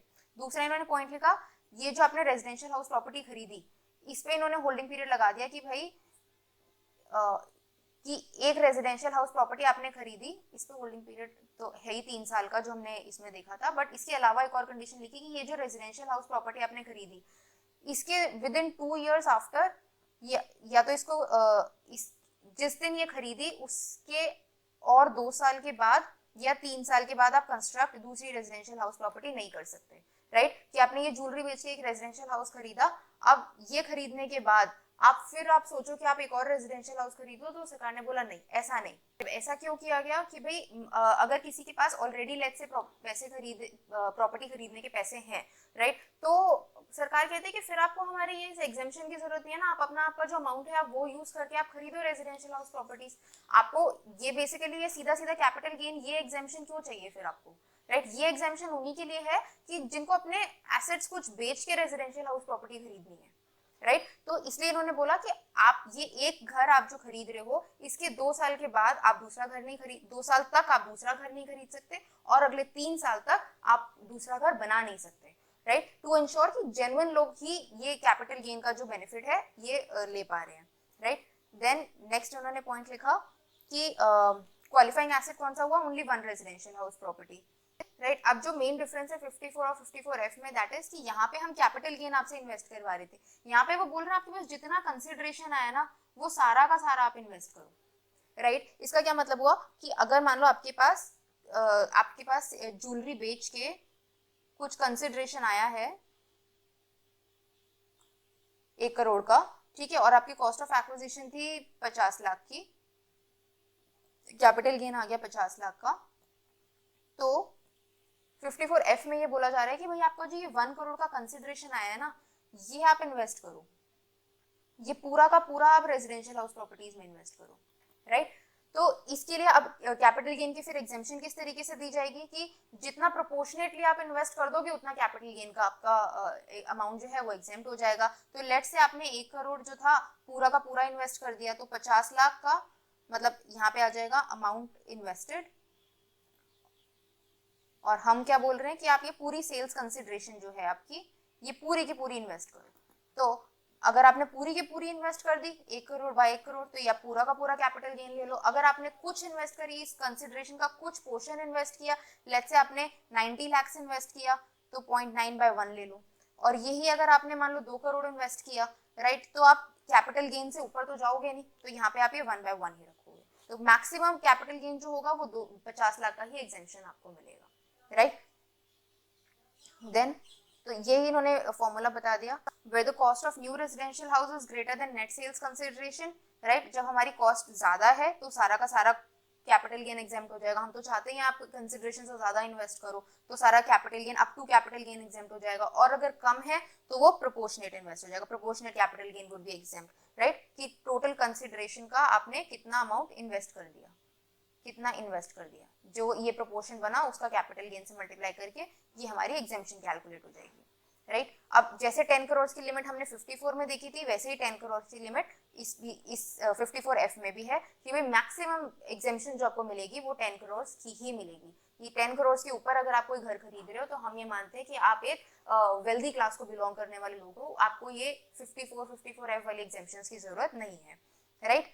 देन फिर अब इसमें अब हमने सेक्शन 54 में देखा था कि जब पीरियड ऑफ होल्डिंग की बात देखी थी कि भाई ये जो नया रेजिडेंशियल हाउस प्रॉपर्टी आपने खरीदा ये आपको 3 साल तक रखना है। सेम पॉइंट इसमें भी है कि आपको 3 साल तक रखना है। The point of difference is कि यहाँ पे एसेट क्लासेस सेम थी, ये एसेट क्लासेस सेम थी कि जो बेच रहे थे वो ही खरीद रहे थे। यहाँ पे एनी कैपिटल एसेट है और जो आप खरीद रहे हो that is residential house property, right. तो इन दोनों में क्योंकि एसेट क्लासेस अलग है, तो हमने देखा था कि जब ये 3 साल के पहले अगर आपने मान लो हमें कैपिटल गेन की जो एग्जेम्पशन है हमें वापस लेनी पड़ जाती है, तो उसके लिए हम जो हमने पहले एग्जेम्पशन दी थी उस पर सीधा सीधा आप लॉन्ग टर्म कैपिटल गेन दे दो, राइट। और यहाँ पे हमने देखा था कि जब आप रेजिडेंशियल हाउस प्रॉपर्टी और ये लेके एग्जेम्पशन हमें इन वाले केसेस में जब हमें एग्जेम्पशन वापस लेनी है तो हम क्या करेंगे कि इस एग्जेम्पशन को वापस लेने के लिए यहाँ पे कॉस्ट ऑफ एक्विजिशन से माइनस कर देंगे, राइट। अब नेक्स्ट पॉइंट पर आ जाते हैं, that is section 54B। Section 54B किस चीज को डील करता है? It deals with mainly urban agricultural land, right. इस वाले सेक्शन को हमेशा 1037 के साथ पढ़ेंगे कि 1037 भी अर्बन एग्रीकल्चरल लैंड को डील करता है। एक ब्रॉड बस I just give you an overview. 1037 में क्या है कि अर्बन एग्रीकल्चरल लैंड ही डील होती है और उसमें क्या होता है कंपलसरी एक्विजिशन की बात होती है। यहाँ पे वॉलंटरी ट्रांसफर की बात हो रही है कि मतलब अगर कोई भी आप अर्बन एग्रीकल्चरल लैंड बेचते हो तो उस पे किस तरीके से एग्जाम्शन मिलेगी, उस पे किस तरीके से पहले तो कैपिटल गेन लगेगा और फिर उस पे एग्जाम्शन मिलेगी। अब सबसे पहला पॉइंट इन दोनों सेक्शंस में ये देखते हैं कि दोनों ही पॉइंट्स में अर्बन एग्रीकल्चर की बात हो रही है। सबसे पहले कि अर्बन एग्रीकल्चर लैंड क्या है, हमने देखा था कैपिटल एसेट में हमें पता हो कि एग्रीकल्चर लैंड जो है वो दो तरीके की होती है। रूरल एग्रीकल्चर लैंड को हम कभी भी कैपिटल गेन की डेफिनेशन में ही नहीं रखते हैं, तो जो बची अर्बन एग्रीकल्चर लैंड उसी के ट्रांसफर्स की बात होगी। तो उसकी भी ट्रांसफर में 2 पॉइंट्स इन्होंने लिख दिए कि भाई अगर ये अर्बन एग्रीकल्चरल लैंड है, राइट, इसकी भी प्रॉपर डेफिनेशन है कैपिटल एसेट की सेक्शन 214 में। पूरा कैपिटल एसेट की जो डेफिनेशन है उसमें पूरा डिफाइंड है कि कौन सी लैंड अर्बन में आती है, कौन सी रूरल में आती है। तो अर्बन एग्रीकल्चरल लैंड हमारी कैपिटल एसेट होती है, राइट। और इसका जब ट्रांसफर होगा, इसका अगर मान लो कंपल्सरी एक्विजिशन होता है सरकार द्वारा, तो वो 1037 में बिल्कुल एग्जेम्प्ट है, मतलब वो क्या इसका कंपटीशन का कोई पार्टी नहीं बनेगी। अगर उसको आपने नॉर्मल ट्रांसफर किया है तो वो 54B की आप डेफिनेट एग्जाम्शन में आप क्लियर कवर कर सकते हो। उसकी कंडीशन क्या होती है कि आपने कोई अर्बन एग्रीकल्चरल लैंड अगर बेची और उसके बदले में आपने एक एग्रीकल्चरल लैंड ही खरीद ली, राइट, एक अर्बन एग्रीकल्चरल लैंड बेची और उसके बदले में एक agricultural land, whether it is rural और इट इज अर्बन, तो ऐसे केसेस में सेक्शन 54B के हिसाब से आप अपनी एग्जेम्पशन क्लेम कर सकते हो। मतलब कि आपने अर्बन एग्रीकल्चरल लैंड बेची, उस पर जो कैपिटल गेन बना, राइट, वो कैपिटल गेन आप सीधा का सीधा आप अपनी एक दूसरी एग्रीकल्चरल लैंड में इन्वेस्ट कर दो, तो हम ये पूरा का पूरा कैपिटल गेन एग्जेम्प्ट कर देंगे, राइट। इन दोनों में एक कंडीशन कॉमन होती है कि ये जो agricultural land, urban agricultural land की बात होती है 54B में और 1037 में, ये होती है कि भाई agricultural land should have been used for the purpose of agriculture for 2 years up to the date of transfer। मतलब जिस टाइम ट्रांसफर हो रहा है, ट्रांसफर इस सेक्शन के लिए हो रहा है या फिर सेक्शन 1037 के लिए हो रहा है, उससे 2 साल पहले तक आपने ये वाली जो लैंड है should have been used for agricultural purposes, right. फिर अगेन इसमें फिर जो ये आपने नई एग्रीकल्चरल लैंड खरीदी है, इसमें फिर हम देखते हैं कि इसका होल्डिंग पीरियड फिर 3 साल का रहता है। और अगर ये 3 साल से पहले आपने बेच दी, तो क्योंकि हमारा एसेट क्लास सेम था, पहले भी एग्रीकल्चरल लैंड थी, जो नया खरीद रहा है वो भी एग्रीकल्चरल लैंड है, तो एग्जेम्पशन लेने का तरीका क्या होगा, कॉस्ट ऑफ एक्विजिशन से माइनस हो जाएगा, राइट। तो सिंपल सा सेक्शन है। अभी तक जो हमने पढ़ा उसका तो लाइक मुझे लगता है 20-30% ही है। तो एक बार इसको देख लेते हैं क्या है। Section 54B applies only to individual and HUF urban agricultural land. Land should be used for agricultural purposes by SSE। अब या तो SSE यूज करता हो एग्रीकल्चर पर्पसेस के लिए, या उसके पेरेंट्स, या कोई उसकी HUF for 2 years immediately preceding the date of transfer, right. और जो लैंड खरीदी होगी वो कौन सी होनी चाहिए, वो एग्रीकल्चरल लैंड होनी चाहिए, चाहे अर्बन हो चाहे रूरल हो, कोई फर्क नहीं पड़ता। फिर should be purchased within 2 years from the date of transfer। कब तक आपको खरीदनी है, यहाँ पे हमने देखा था विद इन 1 year बिफोर और 3 years आफ्टर। यहाँ पे हम देख रहे हैं कि आपको 2 साल तक वो नई लैंड खरीद लेनी है। देन कैपिटल गेन जैसे एग्जेम्पशन 54 में मिल रही थी, वैसे ही 54B में मिलेगी कि विच एवर इज लोअर, या तो आपका कैपिटल गेन या फिर कॉस्ट ऑफ न्यू लैंड जो भी छोटा है वो आप उसमें एग्जेम्प्ट कर दो। यहाँ पे जो फॉर्मूला ये कंसिडरेशन, ये 54F में जो हमने फॉर्मूला वाली बात की थी, प्रोपोर्शनेट वाली बात की थी, वो सिर्फ इसलिए की थी क्योंकि यहाँ पे कंसिडरेशन इन्वेस्ट करवा रहे थे आपसे। ये अकेला ऐसा सेक्शन है जो कंसिडरेशन इन्वेस्ट करवाता है। ये बाकी सारे जितने भी सेक्शन है ये कैपिटल गेन्स इन्वेस्ट करवाते हैं आपसे। इसलिए हमेशा ये लोअर की बात करेंगे कि कैपिटल गेन या जो अमाउंट इन्वेस्टेड है जो भी छोटा है आप उसकी एग्जेम्पशन ले लो, राइट। देन इसमें भी फिर पीरियड ऑफ होल्डिंग की बात आ जाएगी 3 साल तक। If the new asset is transferred with in 3 years तो कॉस्ट ऑफ एक्विजिशन से माइनस हो जाएगा, जैसे 54 में देखा था, राइट। अब 54D में आ जाते हैं। 54D हो गया इंडस्ट्रियल अंडरटेकिंग का। ये कौन से पर्पसेस, कौन से केसेस में लगता है, ये इस तरीके के केसेस में लगेगा कि जैसे मान लो कोई इंडस्ट्रियल अंडरटेकिंग है आपने बना रखी है, और मान लो वो इंडस्ट्रियल अंडरटेकिंग जो है वो बिल्कुल सिटी के बीचों बीच है, राइट। और सरकार चाहती है कि भाई ये जो सिटी के बीचों बीच आपने अपनी इंडस्ट्रियल अंडरटेकिंग बना रखी है, यहाँ से हटाओ और हमने जो इंडस्ट्रियल एरियाज डिफाइन कर रखे हैं ना, आप वहां पे लेके जाओ इसको। तो सरकार क्या करती है, ये कंपल्सरीली एक्वायर कर लेती है,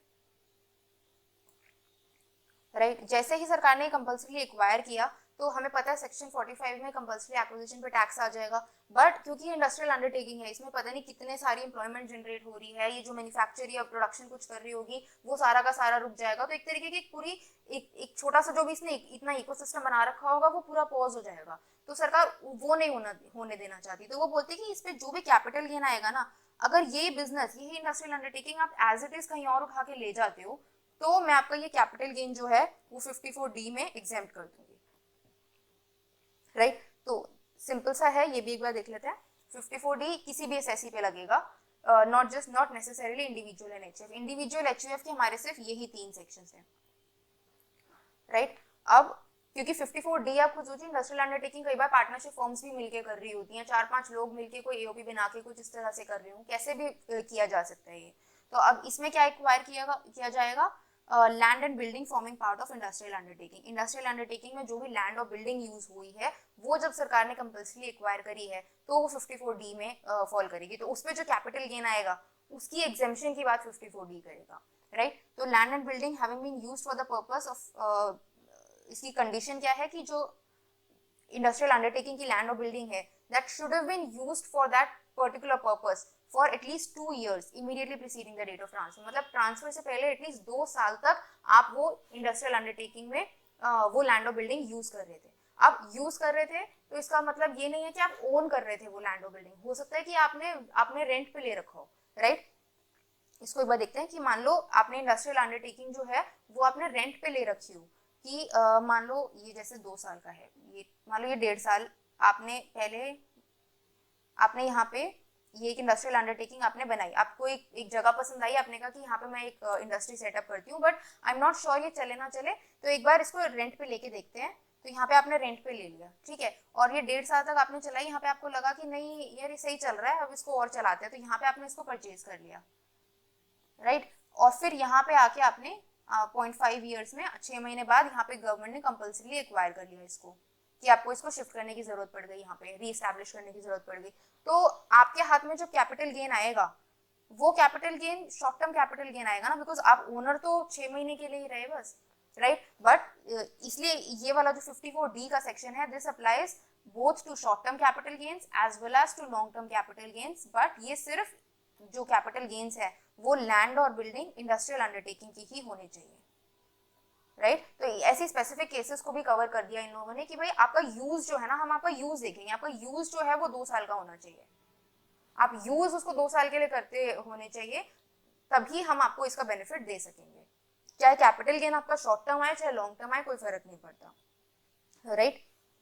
नहीं, the transfer should be by way of compulsory acquisition of industrial undertaking and qualifying asset क्या है, अब जो आपके हाथ से क्या गया, लैंड और बिल्डिंग, और आप इन्वेस्ट भी कहाँ करोगे, लैंड एंड बिल्डिंग या फिर उसकी राइट में, राइट इन लैंड और बिल्डिंग, राइट। नेक्स्ट आ जाता है टाइम लिमिट, आपको कितने टाइम में परचेज करना है, आपको या तो परचेज करना है या फिर कंस्ट्रक्ट करना है within 3 years from the date of transfer, right. ये for shifting, for reestablishment the existing undertaking और setting up a new industrial undertaking. मतलब एक इंडस्ट्रियल अंडरटेकिंग जो आपकी कंपल्सरी एक्वायर हुई है उसके बदले आपको दूसरी इंडस्ट्रियल अंडरटेकिंग कहीं और पे रीएस्टैब्लिश करनी है, या फिर कोई और दूसरी इंडस्ट्रियल अंडरटेकिंग लगा लो। सेम जरूरी नहीं है कि यहाँ पे आप एक काम कर रहे थे वहां पे जाके भी वही करो, बट नेचर सेम होना चाहिए। यहाँ लैंड एंड बिल्डिंग एक्वायर हुई, इधर भी लैंड एंड बिल्डिंग जो आप सेटअप करोगे उस पूरे पे आपका एग्जेम्पशन आपको मिल जाएगी। अमाउंट ऑफ एग्जेम्पशन अगेन, क्योंकि यहाँ पे हम कैपिटल गेन ही इन्वेस्ट करने को कह रहे हैं, तो कॉस्ट ऑफ न्यू एसेट या फिर capital gains whichever is lower, right. अब यहाँ पे भी क्योंकि आप देखो एसेट बेस सेम है, राइट। 54 में देखा, 54B में भी देखा हमने, एग्रीकल्चरल लैंड सेल हो रही है, एग्रीकल्चरल लैंड परचेज हो रही है। यहाँ भी हम देख रहे हैं लैंड एंड बिल्डिंग सेल हो रही है और लैंड एंड बिल्डिंग एक्वायर हो रही है, और यहाँ भी लैंड एंड बिल्डिंग हम परचेज कर रहे हैं, राइट। तो ऐसे केसेस में जहाँ पे ये एसेट क्लासेस सेम होती है, हमारा एग्जेम्पशन वापस लेने का तरीका क्या होता है, हम कॉस्ट ऑफ एक्विजिशन में से माइनस कर देते हैं, राइट। तो सेम चीज लिखिए, if the new asset is transferred before 3 years from the date of acquisition then cost of acquisition, this cost of new asset, ये जो न्यू एसेट जो आपने 3 साल के पहले बेची है, इस कॉस्ट को हम कैपिटल गेन से रिड्यूस कर देंगे, राइट। जो कैपिटल गेन का बेनिफिट आपको पहले मिला था 54D में, वो हम इस कॉस्ट में से माइनस कर देंगे, राइट। अब नेक्स्ट पर आ जाते हैं 54EC। 54EC is a very easy section. ये भी तब लगेगा जब आपने कोई लैंड या बिल्डिंग या इस तरीके की कोई लॉन्ग टर्म कैपिटल एसेट आपने ट्रांसफर करी है, ठीक है, क्योंकि ये वाले जो एसेट्स होते हैं ना, इसमें सरकार को पता होता है कि लैंड बिल्डिंग बिकेगी ना तो बहुत अच्छा खासा कैपिटल गेन आएगा ही आएगा, राइट। तो ऐसे एसेट्स जब बिकेंगे तो इसमें सरकार ने बोला कि अगर आपके ऐसे कोई एसेट्स बिक रहे हैं, लैंड या बिल्डिंग या ऐसा कुछ, और इसकी सारी प्रोसीड, इसके सारे जो कैपिटल गेन है, ये कैपिटल गेन जो आपका निकल के आया, ये सारा का सारा आप अगर हमारे बॉन्ड्स में लगाते हो, बॉन्ड्स भी कौन से, ऐसे सेक्टर वाले बॉन्ड्स जो कि सरकार प्रमोट करना चाहती है, राइट। अगर मान लो कोई ऐसे सेक्टर्स हैं जैसे कि हाईवे बनाना है तो एनएचएआई ने कोई बॉन्ड्स निकाल दिए, तो ऐसे या आरईसीएल हो गया, इलेक्ट्रिफिकेशन के लिए हमको चाहिए, या पावर फाइनेंस के लिए हमको कोई चाहिए, तो ऐसे सरकार ना स्पेसिफिक सेक्टर्स लिख देती है और इन सेक्टर्स को बोलती है कि भाई आप अपने अपने बॉन्ड्स निकाल दो। तो नॉर्मली अब देखो, अगर इन सेक्टर्स को अगर अपने को पैसे रेज करने हैं, लेट्स से एनएचआई को हाईवे बनाना है, ठीक है, अब हाईवे अगर बनाना है उसके लिए उसको पैसे रेज करने हैं, तो वो क्या नॉर्मल जब ये बॉन्ड्स इशू करेगी, बॉन्ड्स के थ्रू जो पैसा उठाएगी, तो उसको लुक्रेटिव बनाने के लिए इसमें और इंटरेस्ट रेट्स डालेगी कि हाँ भाई ये 10 नहीं 15% का इंटरेस्ट रेट ले लो, और क्या ये इस तरीके की ऐसी ऐसी चीजें डालेगी कि लोग और ज्यादा इन्वेस्ट करें। तो ऐसे लोगों को इन्वेस्ट करने के लिए सरकार ने क्या बोला कि भाई ये हमारे नेशनल इंपॉर्टेंस की चीजें हैं, तो आप एक काम करो, आप इन बॉन्ड्स में जो पैसा लगाओगे ना, तो मैं इसका सारा कैपिटल गेन जो है वो एग्जेम्प्ट कर दूंगी। मैं ये चाहती हूँ कि हमारे इनसे जब आपके पास इतना मोटा मोटा पैसा आए, जब इतना अच्छा खासा पैसा आए आपके पास, तो आप ये हमारे नेशनल इंपॉर्टेंस वाली चीजों पे आप लगाओ, राइट। तो इसमें ये एनएचआई हो गया, इसमें ये हुडको के हो गई, जो जो भी सरकार को प्रमोट करने होते हैं ना सेक्टर्स, उनके बॉन्ड्स के नाम यहाँ लिख देते हैं। ये बॉन्ड्स जो है वो 5 साल बाद रिडीमेबल होते हैं, ये फिक्स होता है कि ये जो बॉन्ड्स हैं ये आपको 5 साल तक होल्ड करके रखने हैं, और 5 साल के बाद ये बॉन्ड्स जो है वो रिडीम हो जाएंगे, राइट। तो अब ये 5 साल का इन्होंने जो ये लॉक इन पीरियड बनाते हैं, पहली चीज तो ये हो गया कि भाई ये बॉन्ड जो आपके पास, मान लो कोई कैपिटल एसेट आया, कैपिटल गेन आया, और वो कैपिटल गेन का अपना पैसा आपने इन बॉन्ड्स में इन्वेस्ट कर दिया, तो ये बॉन्ड जो है वो 5 साल के लॉक इन के लिए हो गए, 5 साल के बाद ही आप अपना पैसा निकाल सकते हो। दूसरी चीज वो ये भी बोलते हैं कि भाई आपने ये बॉन्ड एक बार ले लिए ना, तो ये बॉन्ड ना फिर आप ट्रांसफर नहीं कर सकते, ये 5 साल बाद अब रिडीम ही होंगे। अब अगर मान लो आपने ये बॉन्ड्स ट्रांसफर कर दिए, या इनको मॉर्गेज करके कोई लोन ले लिया, इनको एज सिक्योरिटी रखा, कोई एडवांस वगैरह उठा लिया, तो वो बोलेंगे कि नहीं, फिर हम आपका ये जो 54EC का एग्जाम्पशन है ये वापस ले लेंगे, क्योंकि सरकार को ये चाहिए कि भाई ये मेरे को टेंशन फ्री पैसा चाहिए, मुझे ये नहीं चाहिए बार बार कि मैं ये सोचते रहूँ अच्छा मैंने उसको बॉन्ड दिया था उसने ट्रांसफर कर दिया, या उसके ऊपर लोन उठा लिया, अगर हमें इसको इन्वेस्टर को वापस से पैसे देने पड़ जाएंगे तो कैसे हम रीपे करेंगे, वो वाली सारी टेंशन चाहिए ही नहीं।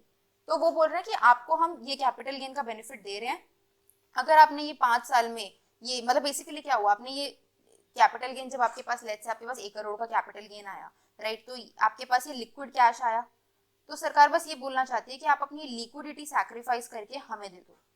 अब आपको वापस से अगर आपने इसके बदले अगर कोई लोन उठा लिया, तो आपने ये जो लिक्विडिटी सैक्रिफाइस नहीं की ना, ये तो पैसे आपके पास वापस आ गए, तो ये लिक्विडिटी आपके पास वापस नहीं आनी चाहिए। बेसिकली वो यही कह रहे हैं, किसी भी तरीके से मतलब आपको ये बॉन्ड आपको होल्ड करके ही रखने हैं, आप ये बॉन्ड को वापस से, आप ये बॉन्ड को किसी भी तरीके से बेच के या उसको मॉर्गेज करके किसी भी तरीके से पैसे नहीं ले सकते, राइट। तो 5 साल का आप ये जो पैसा आपके पास आया है ये हमारे में इन्वेस्ट कर दो बेसिकली, राइट। अब इसमें एक चीज और है, इसमें जो अपर कैप लगाई कैपिटल गेन एग्जेम्पशन की, दैट इज 50 लाख कि 54EC में आपको जो मैक्सिमम एग्जेम्पशन मिलेगी, जो मैक्सिमम अमाउंट इन्वेस्ट करोगे बॉन्ड्स में, दैट शुड बी, मतलब 50 लाख के ऊपर का आपको एग्जेम्पशन नहीं मिलेगा, राइट। पेपर देख लेते हैं ये क्या है। 54EC it applies to any SSE, and जो एसेट ट्रांसफर होगा दैट विल बी लैंड और बिल्डिंग, और बोथ कोई भी हो सकता है, but long term capital asset होना चाहिए, लैंड एंड बिल्डिंग के नेचर का होना चाहिए। Then other condition, SSE should not transfer or convert or avail loan or advance on such security of such bonds for a period of 5 years from the date of acquisition of such bond, right। 5 साल तक आप उसको transfer नहीं कर सकते, convert नहीं कर सकते, उसके ऊपर कोई लोन नहीं ले सकते, वो 5 साल तक आपको वो बॉन्ड एज इट इज अपने पास ही रखना है, राइट। और क्वालिफाइंग एसेट कौन कौन से हो, आपको कहाँ इन्वेस्ट करना है, ये सारी पूरी लिस्ट है जो आपके आई थिंक सेक्शन में पूरी लिस्ट मेंशन्ड है, बट ये एनएचएआई, आरईसीएल, पावर फाइनेंस, हुडको, इस टाइप के जो सेक्टर्स होते हैं वो सारी लिस्ट सरकार ने दे रखी है, and these bonds will be redeemable after 5 years, right। अभी आपको कब तक इन्वेस्ट करना है? अभी तक हमने देखा था, अभी तक हम हाउस प्रॉपर्टीज वगैरह में इन्वेस्ट कर रहे थे, तो सरकार बहुत लंबा लंबा टाइम दे रही थी। जब हमने एग्रीकल्चर लैंड देखी, सरकार ने बोला चलो तो 2 साल ले लो यार तुम, क्योंकि ऐसी बड़ी बड़ी प्रॉपर्टीज खरीदने में टाइम लगता है। बट यहाँ तो वो बोल रहे हैं कि बॉन्ड्स हम लिख के दे रहे हैं ना, ये बॉन्ड्स खरीदने हैं, आपके पास पैसा आया, आप बस डिसाइड करो कि आपको खरीदना है। तो डिसाइड करने में 6 महीने से ज्यादा तो लगेंगे नहीं, तो 6 महीने इन्होंने इसलिए बहुत छोटा टाइम फ्रेम रखा कि आपको और तो कुछ दिमाग लगाना नहीं, आपको बस ये कि जो पैसा आया वो सारा का सारा हमें दे दो। तो 6 months from the date of transfer. अब ये 6 मंथ्स कुछ भी हो सकता है सेम, ये 6 मंथ्स का from the date of transfer है। अभी अगर मान लो ट्रांसफर की डेट ही 31/1/25 है, तो ये जो 6 महीने जाएंगे वो अगले साल जाएंगे, और यही अगर मान लो ये 31/5 होती, तो जो 6 महीने खत्म होते वो इसी साल में खत्म हो जाते, राइट। तो उसकी कोई प्रॉब्लम नहीं है। द ओनली पॉइंट इज कि ये 6 months from the date of transfer होने चाहिए, right. And the amount of exemption, again क्योंकि हम यहाँ पे कैपिटल गेन आपसे इन्वेस्ट करवा रहे हैं, कंसिडरेशन इन्वेस्ट नहीं करा रहे। कंसिडरेशन से 54F में इन्वेस्ट होती है, 54EC में कैपिटल गेन इन्वेस्ट होगा, तो whichever is lower would be considered for exemption. और maximum permissible investment is 50 lakh. अब 50 लाख आपने इस साल दिए या अगले साल, मतलब वो 6 महीने के टाइम फ्रेम के अंदर अंदर आपको डिपॉजिट करने हैं। देन हमने ये देखा कि इसमें जो हमारा होल्डिंग पीरियड है वो 5 साल का है, जो बॉन्ड है वो 5 साल का है, 5 साल तक आपको मेंटेन करके रखना है। अगर आपने नहीं किया, राइट, तो आपका जो कैपिटल गेन पहले एग्जाम हुआ था वो इस पे टैक्स लग जाएगा। अब आप खुद सोचिए, क्या कॉस्ट ऑफ एक्विजिशन से माइनस होना चाहिए? नहीं, क्योंकि जो हमारे खरीद और बेच है वो दोनों अलग अलग एसेट क्लासेस हैं, राइट। यहाँ पे हम बॉन्ड्स में इन्वेस्ट कर रहे हैं, यहाँ पे हम लैंड एंड बिल्डिंग बेच रहे हैं, राइट। तो हम दोनों को कंपेयर नहीं कर सकते, इसलिए यहाँ पे कॉस्ट ऑफ, जब ये बॉन्ड बिकेगा, जब ये बॉन्ड लेट से हमने 4 साल में बेच दिया, तो उस बॉन्ड के कॉस्ट ऑफ एक्विजिशन में से आप माइनस नहीं कर सकते।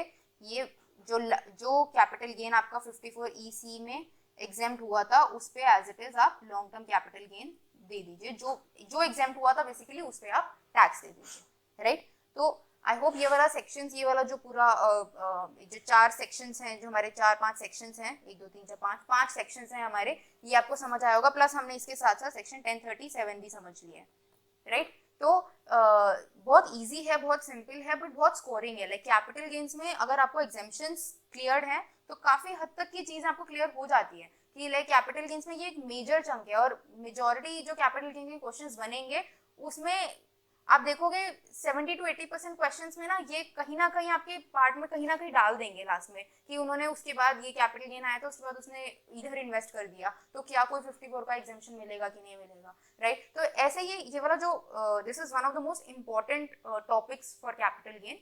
तो ऐसे अगर आपको कोई अगर आपको कोई स्पेसिफिक टॉपिक है जो आपके कमिंग एग्जाम्स में आपके लिए रेलिवेंट है और आप समझना चाहते हैं, तो प्लीज कमेंट करके बताइए। And for more such videos, follow us. Thank you.